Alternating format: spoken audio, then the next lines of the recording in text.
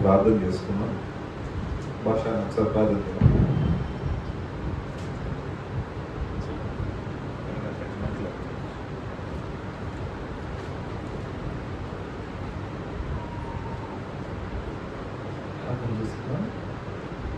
బహుమతిగా సర్వోన్నతిగా ప్రకాశత్వ సంపూర్ణ పరిశుద్ధమైన కాలంలో పొందాలని స్థితిస్తుంది. ప్రభువా, ఈ ఉపవాస దినంలో మీరు మాకు సూటిగా మాట్లాడు. నేను మీ దాస్తులో రెడ్డిపాడు ఆత్మకు అభిషేకించాను. నాకు కావాల్సిన జీవాహారం నాకు ఇచ్చేస్తాను. మా ఆత్మలో నెమ్మదిని, సంతోషములు, సమాధానాన్ని పొందగలిగిన సహాయం చేసి నడిపించాను. ఈ కొద్ది మనలో మాకు క్రీస్తు వారి సురక్షిస్తున్నాను. ప్రార్థించి తండ్రి నామం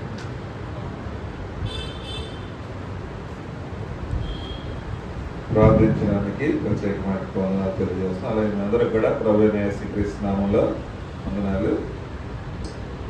అంటే శనివారం ఇది ఫస్ట్ టైం ఏంటంటే రావటం ట్యాబ్లెట్ వేసుకుందాం అని వచ్చింది. 103వ కీర్తన చదువుదాం ఒకసారి.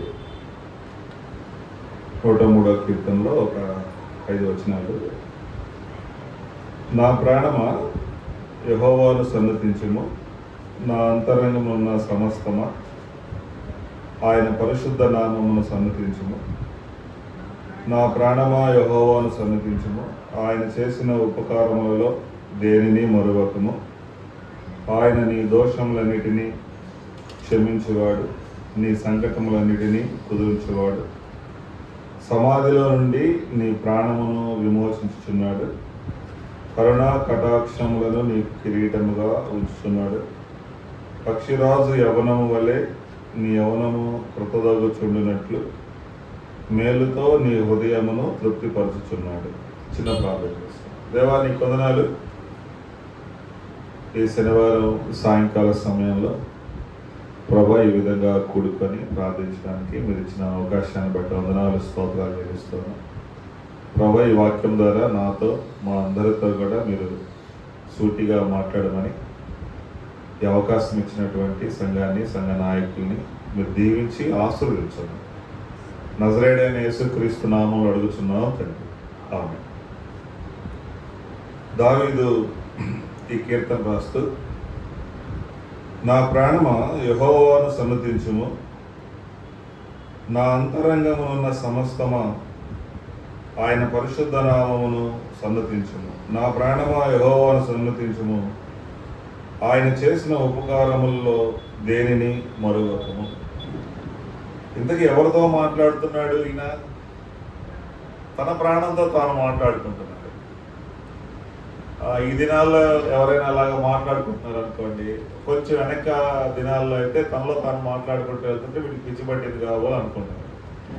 ఈ దినాల్లో ఫోన్లు వచ్చినాయి, బ్లూటూత్లు వచ్చినాయి, అవి చాలా చిన్నగా ఉంటున్నాయి, అసలు అర్థం కాదనమాట. కాబట్టి ఇప్పుడు దినాల్లో అయితే ఫోన్ మాట్లాడుకుంటున్నాడేమో అని అనుకోవచ్చు. అయితే దావీదు తన ప్రాణంతో చెప్తున్నాడు, యెహోవాను సన్నతించుము, నా అంతరంగమున సమస్తమా ఆయన పరిశుద్ధ నామమును సన్నతించుము, నా ప్రాణము యెహోవాను, ఆయన చేసిన ఉపకారములలో దేనిని మరువకము. ఎందుకయ్యా ఇంతగా దేవుణ్ణి స్తుతించాలి, దేవుణ్ణి సన్నతించాలి? ఎందుకు అంతగా? ఆయన ఏం చేశాడు నీకు అని అంటూ ఉన్నప్పుడు ఆయన అంటున్నాడు, ఆయన చేసిన ఉపకారములలో దేనిని మరువకము. చూడండి, మన జీవితంలో మన లోపల చాలా ఉన్నాయి, కనబడనివి.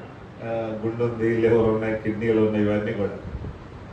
మనం రోజు భోజనం చేస్తున్నాం 3 పూట్ల, మరలా ఆకలి వేస్తుందంటే ఆరోగ్యంగా ఉన్నట్టు.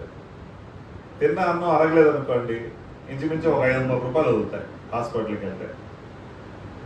అంటే దేవుడు మనం తిన్న అన్నాన్ని అరిగేటట్లుగా చేస్తున్నాడు. లోపల ఉన్నవన్నీ అన్ని ఫంక్షనింగ్ చక్కగా పనిచేయడం చేస్తూ ఉన్నాయి. మన లోపల ఉన్నటువంటి ఏదైనా ఒక కిడ్నీ ఫంక్షన్ స్లో అయింది అనుకోండి, మనకు 1 లక్ష రూపాయలు వదులుతాయి. అంటే ఏం చేశాడు ఆయన అంటే, ఆయన మనకి మంచి ఆరోగ్యం ఇచ్చినందుకు భక్తుడు అంటున్నాడు, ఆయన చేసిన ఉపకారములలో దేనిని మరువకము. మన జీవితంలో దేవుడు చేసినటువంటి మేలులను మనం జ్ఞాపకం చేసుకుంటూ ఉండాలి. అప్పుడప్పుడు మనకి కన్నీటి ప్రార్థన రాదు.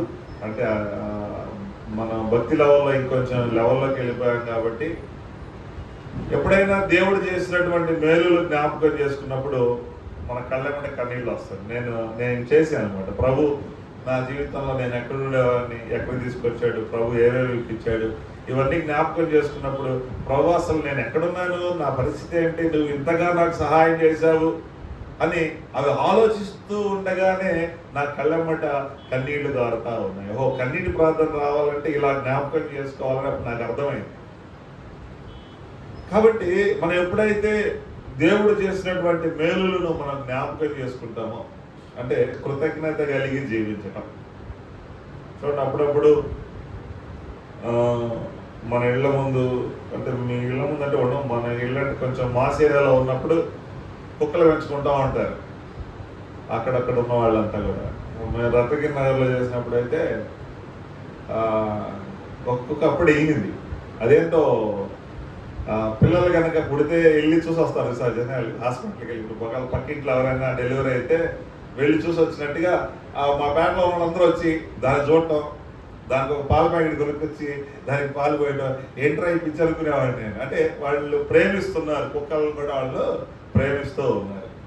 చూడండి, ఆ వీధిలో ఉన్నటువంటి ఆ కుక్కకి వేడి వేడి అన్నమే పెట్టం కానీ పనికిరానటువంటి మిగిలిపోయిన అన్నం పెడితే ఆ అన్నం తిని అది మనం ఎప్పుడైనా వస్తున్నప్పుడు గుర్తుపెట్టింది, నవ్వింది, తోక ఊపింది.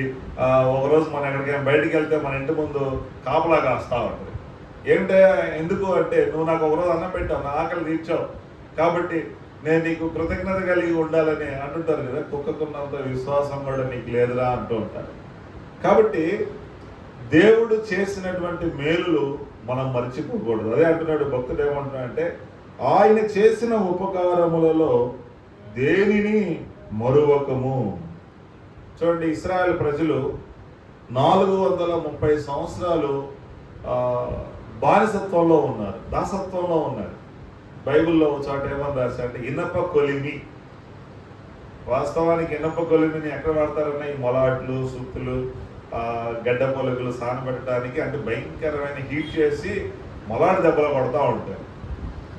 అలాంటి బైబిల్ వాళ్ళకున్న శ్రమలు ఇనప కొలిమితో పోల్చింది. అంటే వాళ్ళు ఎంత వేదన పడ్డారో, అంత వేదన పడుతూ ఉన్నప్పుడు ఆ వేదనలో నుంచి, ఆ బాధలో నుంచి, ఆ శ్రమలో నుంచి మోషేని పంపించి ఫరో యొక్క మెడలో ఉంచి దేవుడు 10 అద్భుతాలు చేసి వారిని బయటికి తీసుకొచ్చి వారి కొరకు సముద్రాన్ని పాయలు చేసి అవతలకి తీసుకొస్తే వాళ్ళంట వెంటనే మర్చిపోయారంట. అసలు ఆ మాట చదివినప్పుడు 106వ కీర్తన చూడండి ఒకసారి. 106వ కీర్తనలో 13వ వచనం అనుకుంటా.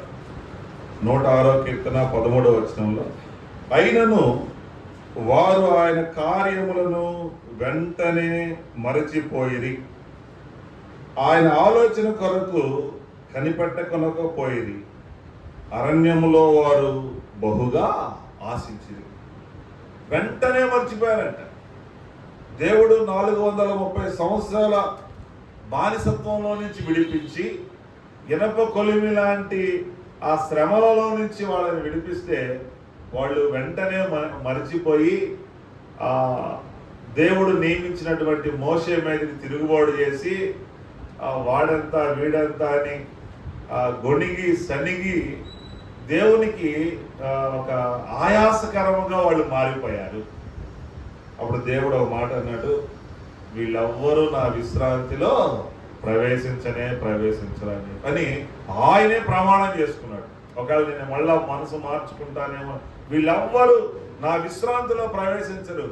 అంటే దేవుడు మన జీవితంలో చేసిన కార్యాలను మర్చిపోతే, కృతజ్ఞత లేని వారంగా మనం ఉంటే, చూడండి, వీళ్ళు భూమి మీద ఉన్నటువంటి పాలు తేనెలు ప్రవహించే దేశానికి వెళ్ళలేకపోయారంటే పరమ కణానైనటువంటి పరలోక రాజ్యానికి వెళ్ళడం కూడా కష్టమే అవుతుంది. వాళ్ళందరూ చనిపోయేంత వరకు దేవుడు వెయిట్ చేశాడు. అదే అరణ్యంలో వాళ్ళని తిప్పిస్తూ అదే అరణ్యంలో వాళ్ళు తిరిగిన చోటే తిరుగుతూ 38 సంవత్సరాలు వారు అదనంగా ఉండి మొత్తం 40 సంవత్సరాలు పూర్తి అవుతారు. ఆఖరి మనిషి చనిపోయేంత వరకు కూడా దేవుడు వెయిట్ చేశాడు. చూడండి, ఆ పాలు తేనెలు ప్రవహించిన దేశంలోనికి ఎంతమంది వెళ్ళారన్న భాష అన్న? ఇద్దరు. ప్రారంభంలో ఉన్నవాళ్ళు, ముగింపులో ఉన్న వాళ్ళు ఇద్దరే. మిగతా అందరూ కూడా అరణ్యంలో వాళ్ళు చనిపోయినట్లుగా చూస్తున్నాం. వారి పిల్లలు మాత్రమే వాళ్ళు ఆ పాలు తేనెలు ప్రవహించే దేశానికి తీసుకెళ్ళినట్టుగా మనం చూస్తాం. కాబట్టి ఈ రాత్రికాల సమయంలో మీరు, నేను, మనం అందరం కూడా దేవుడు చేసినటువంటి కార్యాలను మనం ఎప్పటికీ మర్చిపోకూడదు. దావీదు అదే అంటున్నాడు, తన ప్రాణమా ఆయన చేసిన ఉపకారములలో దేనిని మరువకము. ఈ రాత్రికాల సమయంలో మనం ఎక్కడైనా దేవుడు చేసినటువంటి మేలులు మర్చిపోయి ఉంటే మనం జ్ఞాపకం చేసుకొని దేవుడి దగ్గర క్షమాపణ అడిగి మరలా మనం ప్రారంభిస్తే దేవుడు మనకు ఆయన తోడుగా ఉంటాడు. అన్నాడు, ఎందుకయ్యా ఆయన అంతగా స్తుతించాలి? ఏం చేశాడు నీ జీవితంలో అంటే, ఆయన నీ దోషములన్నిటినీ క్షమించువాడు. ఏం చేశాడు దావీదు జీవితంలో అంటే, దావీదు అంటున్నాడు, ఆయన నా దోషములన్నిటినీ క్షమించువాడు.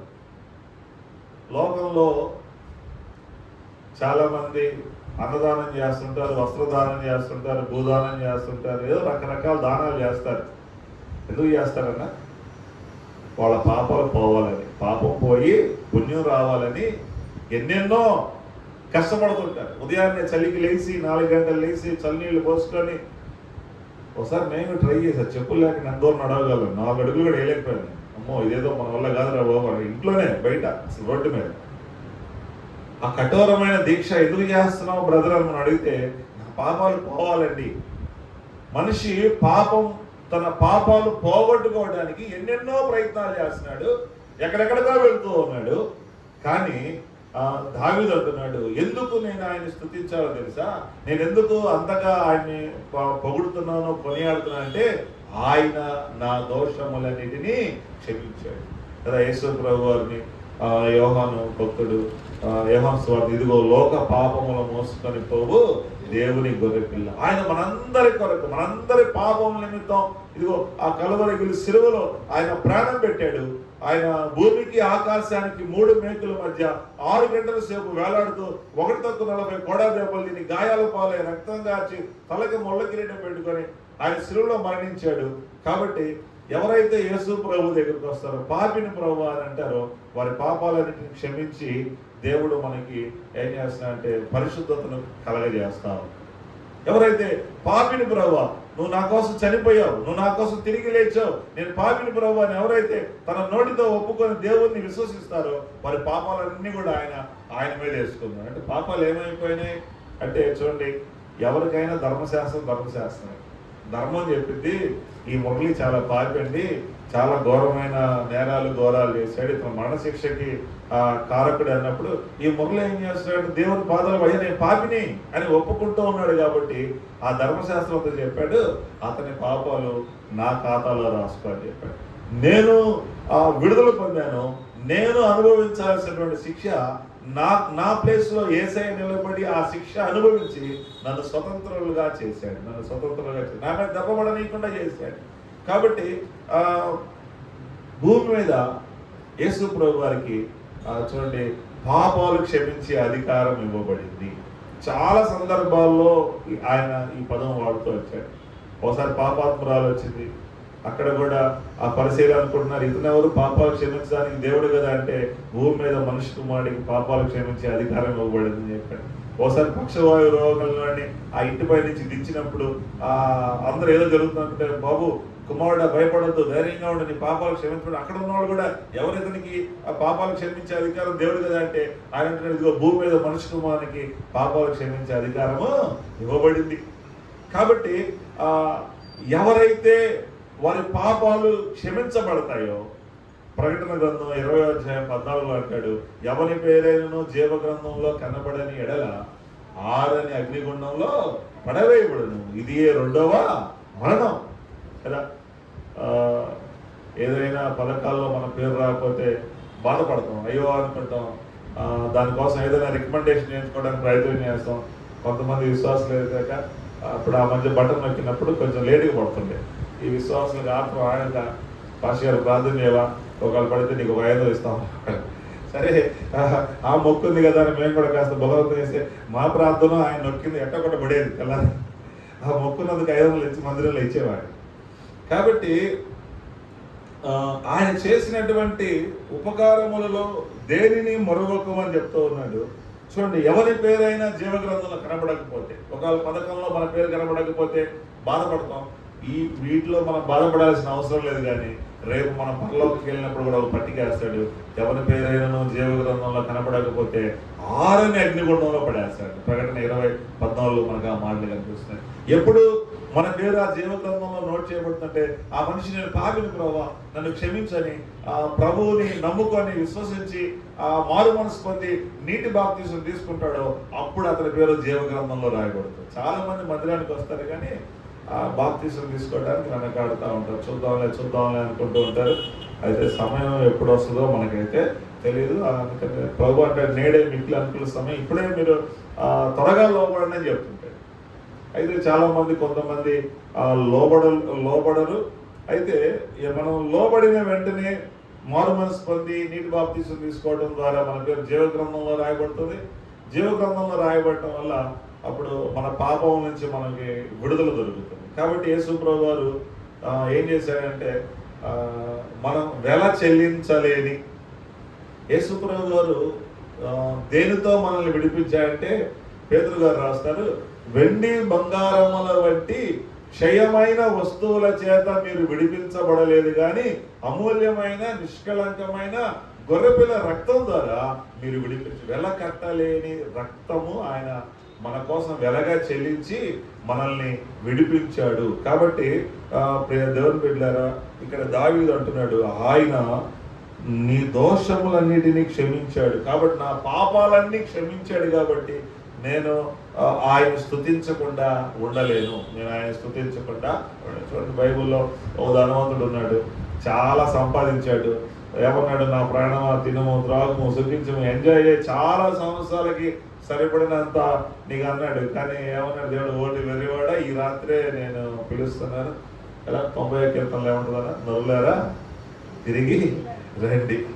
ఆ పిలుపు వచ్చింది, ఉన్నాయన్నీ విడిచిపెట్టి అర్ధాంతరంగా వెళ్ళిపోయాడు. సంపాదించిందంతా ఎవరితో అవుతుంది కదా. కాబట్టి మనం చాలా ధనం తీసుకెళ్ళి మన ఆత్మ రక్షించమని ఒక కాటంలో పెట్టినా అది తోగదు.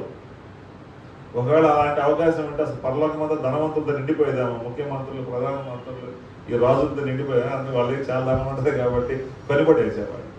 అలాంటి అవకాశం లేదు. కాబట్టి మన ఆత్మను రక్షించుకోవడానికి ఎంత వెల చెల్లించినా కానీ అది మనం ఏం చేయలేము.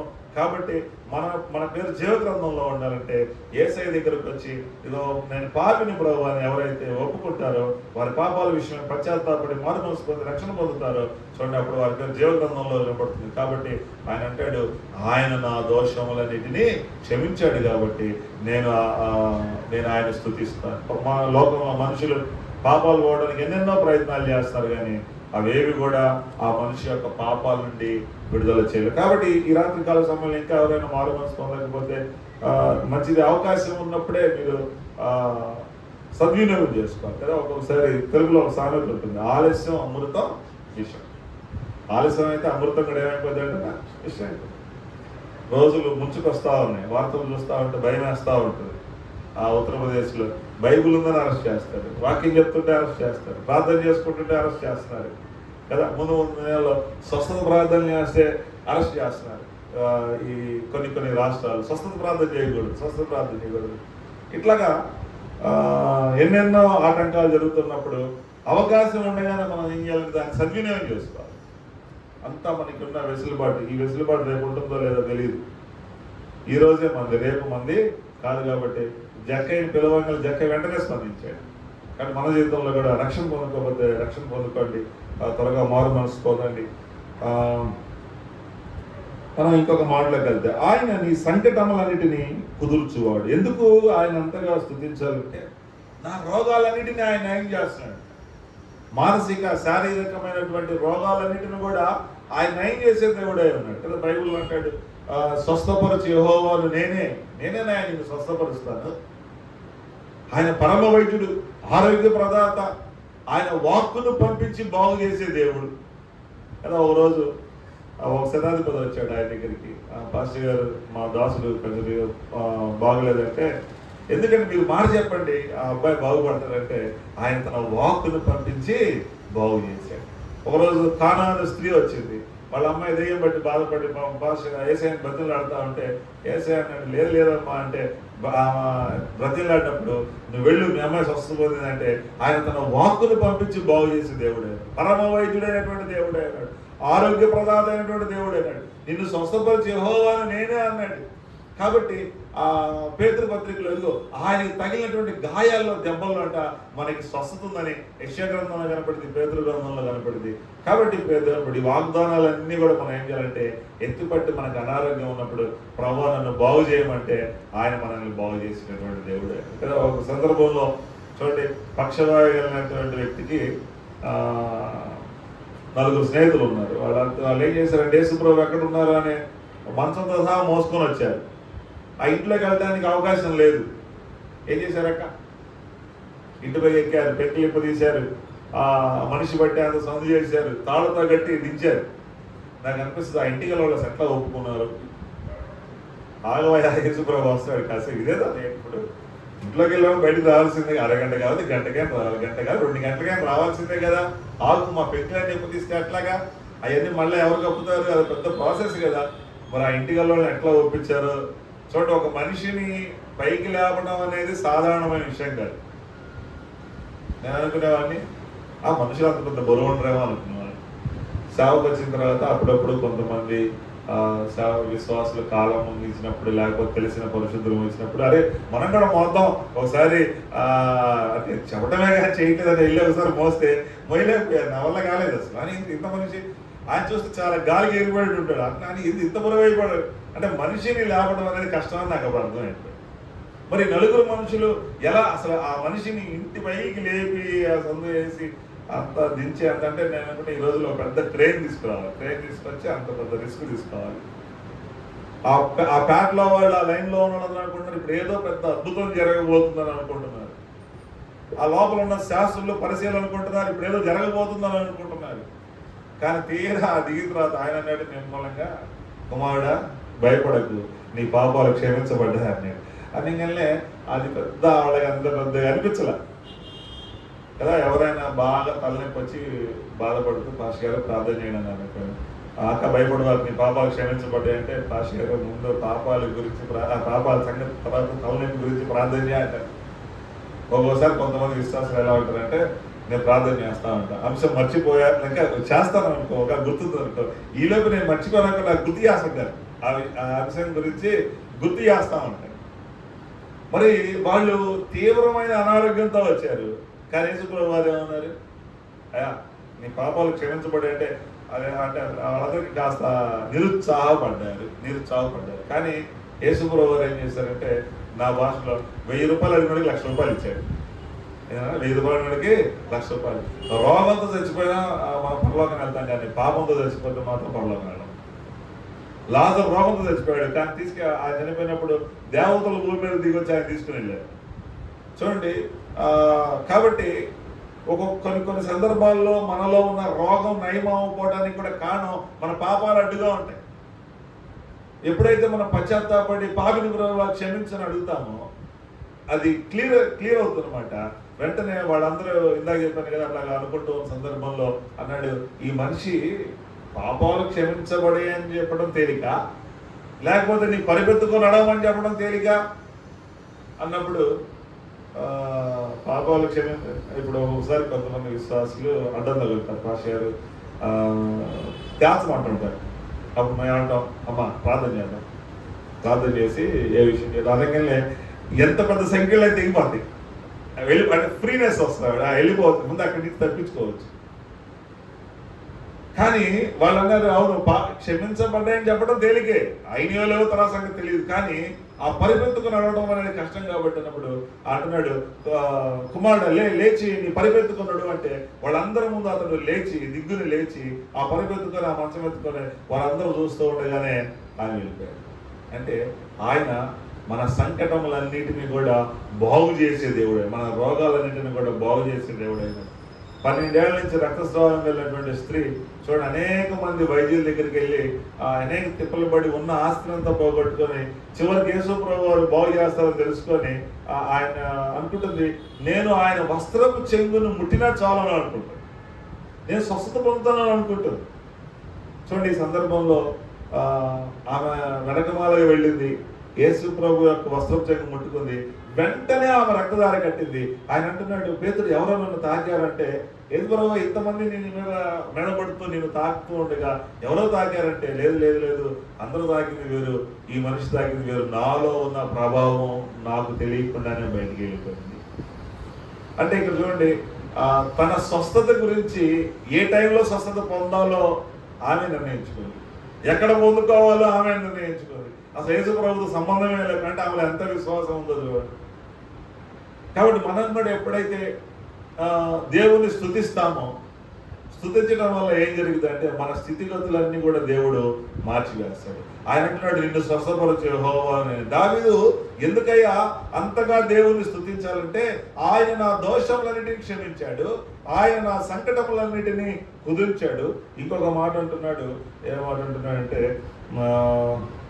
సమాధిలో నుండి నీ ప్రాణమును విమోచించుచున్నాడు. చూడండి, సమాధిలో నుండి అంటే కొన్నిసార్లు ఆర్థికంగా చితికిపోతాం, ఈ మనిషి కోలుకోవడం కష్టం, ఈ మనిషి లెగవలేడు, ఇక ఈ కుటుంబం కష్టం అంటే వాళ్ళు చనిపోలే కానీ ఆ స్టేజ్లోకి వెళ్ళిపోతాం, ఆర్థికంగా అప్పులు ఊబిలోకి వెళ్ళిపోతారు. ఇక ఈ మనిషి కోలుకోవడం కష్టం అని అనుకుంటారు, కానీ ఎప్పుడైతే ఆ స్థితిలో కూడా మనం దేవుని దగ్గరికి వెళ్ళగలిగితే, ఆ పరిస్థితుల్లో కూడా మనం దేవుని దగ్గరికి వెళ్ళగలిగితే దేవుడు అక్కడి నుండి కూడా మనం లేవనెత్తాడు. చూడండి, లాజరు చనిపోయాడు, కబురు వచ్చింది, కానీ యేసుప్రభువు వారు అక్కడే ఉన్నారు. ఇంకా 4 దినాలు అయిపోయింది. 4వ రోజు వెళ్ళాడు. వెళ్ళి ఎక్కడుంది సమాధి అన్నప్పుడు ఆ మార్త హడావుడి చేస్తుంది, లేదు నువ్వు తప్పుకో అన్నప్పుడు లాజరు బయటికి రా అంటే పేత వస్త్రాలతో లాజరు బయటకు వచ్చాడు. సమాధిలో నుండి దేవుడు మరలా లేపగలడు. మనం అనుకుంటాం సమస్యలను చూసి, సమస్య నా చేయి దాటిపోయింది అనుకుంటాం. సమస్యలు మనుషుల చేతులు దాటుతాయి కానీ దేవుని చేయి దాటదు. నువ్వే సందర్భంలో అయినా సరే దేవుని దగ్గరికి రాగలిగితే ప్రభు అక్కడే గొప్ప కార్యము చేయగలడు. చూడండి, లాజరు చనిపోయినటువంటి లాజర్ని మరలా దేవుడు లేపినట్టుగా మనం ఒకవేళ ఏ సందర్భంలో ఉన్నా, అనారోగ్యంలో ఉన్నా, అప్పుడు సమస్యల్లో ఉన్న, కుటుంబంలో ఇంకా కష్టము అని అందరూ చెప్తూ ఉన్నప్పుడు మన సమస్యను చూసి భయపడకూడదు. సమస్య కంటే గొప్పవాడు మన యేసయ్య. అందరూ గొలియాతును చూసి భయపడ్డారు, కానీ దావీదు భయపడలేదు. ఎందుకంటే తన వెనకున్నటువంటి వ్యక్తిని చూసి తనకి ధైర్యం వచ్చింది. తను దేవుని వైపు చూస్తున్నారు, అందరూ గొలియాతు వైపు చూస్తున్నారు కాబట్టి పారిపోయారు. కానీ దావీదు వెళ్ళి ఆ గొలియాతు తల తీసుకొచ్చి యెరూషలేముకు ఆర్చి కట్టేశాడు. కాబట్టి మన జీవితంలో కూడా కొన్నిసార్లు సమస్యలు చూసి మనం భయపడతా ఉంటాం. చూడండి, ఒకరోజు ఓ టీచర్ గారు ఒక గీత గీసింది, పెద్ద గీత గీసి పిల్లలతో ఒక మాట చెప్పింది, ఈ గీత చెరపకుండా చిన్నది చేయండి అని. ఎలా చేస్తామంట? ఇంకొకటి వెళ్ళి దానికన్నా పెద్ద గీత గీసాడు, అప్పుడు ఆ గీత చిన్నది అయిపోయాడు. మన యేసయ్య ఆకాశం ఆయన సింహాసనం, భూమి ఆయన పాదపీఠం. ఆయనకి మించి ఆయన ఎవరు అంటే అబ్రహాం అడిగినప్పుడు నేను సర్వశక్తి కలిగినటువంటి దేవుడిని, నాకు అసాధ్యమైంది ఏది లేదు. మనం దేవుని దగ్గర రాగలిగితే, మన సమస్యను ఆ దేవుని చేతులు పెట్టగలిగితే మన చేతులు సమస్యలు దాటుతాయి, కానీ ఆయన చేతులు ఎప్పుడు కూడా సమస్యలు దాట. కాబట్టి దావీదు అంటున్నాడు, ఆయన సమాధిలో నుండి నీ ప్రాణమును విమోచించున్నాడు, కరుణా కటాక్షములను నీకు కిరీటముగా ఉంచుతున్నాడు. ఏముంచున్నాడంట? కరుణా కటాక్షం. అంటే కరుణా కటాక్షం అంటే ఒక్కొక్కసారి మన ఆఫీస్లో సెలవు అడుగుతాం, మన పై అధికారి మనకి ఇవ్వకపోవచ్చు, ఒకవేళ అవకాశం ఉన్నా కానీ మనం చూడగల సెలవు ఇవ్వాలనిపించడం ఆయనకి. అదే దేవుడు మన మీద కరుణా కటాక్షాలు కిరీటంగా పెట్టాడంటారు. మన సెలవులన్నీ అయిపోయినా, అవకాశమే లేకపోయినా మరలా మనం వెళ్ళి అడిగినప్పుడు మరలా సెలవు గ్రాంట్ అవుతుంది. అంటే మన భాషలో చెప్పాలంటే, సపోజ్ అప్పుడప్పుడు అక్కడక్కడ కొన్ని గొడవలు జరుగుతుంది చర్చ దగ్గర. పాస్టర్ గారు, ఈ మనిషికి అవసరం అంటే నా చెవులి తాకట్టు పెట్టి తీసుకొచ్చాను పాస్టర్ గారు, ఈ మనిషి ఇవ్వడం లేదు పాస్టర్ గారు. అబ్బా ఎంత ప్రేమ! ఈ మనిషి అడిగినప్పుడు తన కష్టం కాదు, తన వడ్డీ తీసుకోలేదు, తన చెవులకున్నవి తీసుకెళ్ళి తాకట్టు కొట్లో పెట్టి ఆ డబ్బులు ఇస్తే ఎంత ఎంత ఆ మీద ఎంత కరుణా కటాక్షలు ఉంటాయి కదా, తీసుకెళ్ళి అంత రిస్క్ తీసుకునేది. బైబిల్లో కూడా ఓ పాస్టర్ గారు భార్య, మరి పాస్టర్ గారు అప్పులు చేసి చచ్చిపోతే ఆమె ఎలీషా దగ్గరికి వెళ్ళి అంటుంది, అయ్యా మీ దాసుడు అప్పులు చేసి చచ్చిపోయాడు అంటే నన్ను ఏం చేయమంటావమ్మా అంటే, మీ ఇంట్లో ఏముందంటే, మా ఇంట్లో నూనె కొండ ఒకటి ఉంది పాస్టర్ గారు అంటే, నువ్వు వెళ్ళి వీధిలో ఉన్న అందరి దగ్గరికి వెళ్ళి మీ ఊర్లో ఉన్న దగ్గరికి కొండలు తెచ్చుకోపో అంటే, ఎదురింటి వెళ్ళి అడుగుతున్నామా కొండ అప్పిస్తావా అంటే, ఎందుకమ్మా మీ కొండ? సరే ఒక కొండ ఇచ్చారు, రెండో కొండ ఇచ్చారు, మూడో కొండ ఇచ్చారు. ఇంక వీధిలో ఉన్న వాళ్ళందరూ ఎందుకు ఇవ్వాలి కొండలు? ఏంటి రాత్రి కానీ లారీ తెప్పించుకొని వెళ్ళిపోతున్నా కొండలు తీసుకొని, ఇన్ని కొండలు ఎందుకు నీకు అని ఎవరైనా వ్యతిరేకించవచ్చు. కానీ ఆమె ఎవరింటికి వెళ్ళి అడుగుతుంటే వాళ్ళందరూ కూడా ఒకవేళ నీళ్లు ఉన్నా పారబోసి ఆమెకు ఇస్తున్నారేమో, ఏదైనా కానీ ఊర్లో ఉన్న వాళ్ళందరూ కూడా కొండలు ఇచ్చేసారు. అంటే ఆమె మీద ఏముంది? కరుణ కటాక్షం అనే కిరీటాన్ని దేవుడు పెట్టాడు. ఒక్కొక్కసారి ఒక్కొక్క చోట ఎక్కడైనా ప్రేయర్ పెట్టడానికి అవకాశం దొరకదు, కానీ కొంతమంది వెళ్ళి అడిగినప్పుడు పెట్టుకోండి అంటారు. అంటే ఆ అడిగిన విధానం కాబట్టి, లేకపోతే వాళ్ళ మీద దేవుడు ఆ కరుణా కటాక్షం పడేటంటే వెళ్ళి సాధించుకొస్తారు, పర్మిషన్ తీసుకొని వస్తారు. కాబట్టి ఈ రాత్రికాల సమయంలో దావీదు ఎందుకే స్తుతించాలంటే, ఆయన నా తల మీద కరుణా కటాక్షం అనే కిరీటాన్ని పెట్టాడు కాబట్టి నేను ఆయన స్తుతించాలి. చూడండి ఇంకా అంటున్నాడు, పక్షిరాజు యవనము వలె నీ యవనము క్రొత్తదవుచున్నట్లు మేలుతో నీ హృదయమును తృప్తిపరచున్నాడు. పక్షిరాజు అది ఏం చేస్తుందంటే, కొన్ని రోజులకి బాగా వెయిట్ పెరిగిపోయి ముక్కు షార్ప్ పోయి గోర్లు అరిగిపోయి తనకున్న ఆహారాన్ని క్యాచ్ చేయలేదు అనమాట. అందుకని అదేం చేస్తుందంటే కొన్ని రోజులు ఎత్తైన స్థలం మీదకి వెళ్ళిపోయి తనకున్న ఈకలన్నీ పీకేసుకుంటుంది. దేవుడిచ్చిన మహాకృప ఏంటంటే, దానికి ఏ పక్షికి కూడా ఈకలు పీకితే మళ్ళీ రావంట, దానికి మాత్రమే వస్తాయి, దానికి మాత్రమే కొత్త ఈకలు వస్తాయి.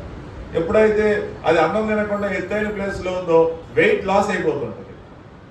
ఆ గోర్లన్నీ బండకేసి గీక్కోవటం వల్ల కొత్త గోర్లు వస్తాయి, చూపు మెరుగైపోయింది, కొత్త ఈకలు మరలా కొత్త బలాన్ని తనకు వస్తుంది, మరలా రివ్వును ఎగిరిపోయి తన ఆహారాన్ని సంపాదించుకుంటుంది. అక్కడ దేవుడు కూడా ఏమంటున్నాడు అంటే, మన జీవితంలో పక్షిరాజు యవనము వలె నీ యవనము క్రొత్తదగు చూడునట్లు మేలుతో నీ హృదయమును తృప్తి అంటే కొన్నిసార్లు మనం కూడా కొన్ని చోట్ల పరువు పోగొట్టుగా ఉండొచ్చు. అప్పులు అయిపోయి ఆ ఇంటి దగ్గర వాళ్ళు చెప్పులు కడతా ఉన్నప్పుడు చుట్టుపక్కల వాళ్ళు చూసి కాస్త ఇబ్బంది పడి ఉండొచ్చు, ఆఫీసులో ఇబ్బంది పడి ఉండొచ్చు, లేదా ఇంటి దగ్గర ఏదైనా కానీ ఏ సమస్య అయినా సరే, ఒకవేళ ఆ పోయిన చోటనే దేవుడు మరలా మనల్ని గణపరిచే దేవుడై ఉన్నాడు. కాబట్టి ఆ పక్షి రాజు ఎలాగైతే తన పోగొట్టుకున్న బలాన్ని తిరిగి సంపాదించుకుందో, తన పోగొట్టుకున్న యవనాన్ని తిరిగి సంపాదించుకుందో, తన పోగొట్టుకున్న కంటి చూపుని, తన పోగొట్టుకున్న గోరులు మరలా ఎలాగైతే సంపాదించుకుందో, ఆయన అంటున్నాడు, నా ప్రాణం ఆయన స్తుతించు, ఎందుకంటే నేను పోగొట్టుకున్నవన్నీ మరలా నాకు తిరిగి దయచేసాను. కొన్నిసార్లు విశ్వాసులు పడిపోతారు, మరలా తిరిగి లేస్తారు, దేవుడు మరలా వాళ్ళని తిరిగి లేపి వాడుకుంటారు. కొన్నిసార్లు సేవకులు బలహీనం అవుతారు, నిరుత్సాహపడతారు, మరలా దేవుడు వారిని లేపుతాడు.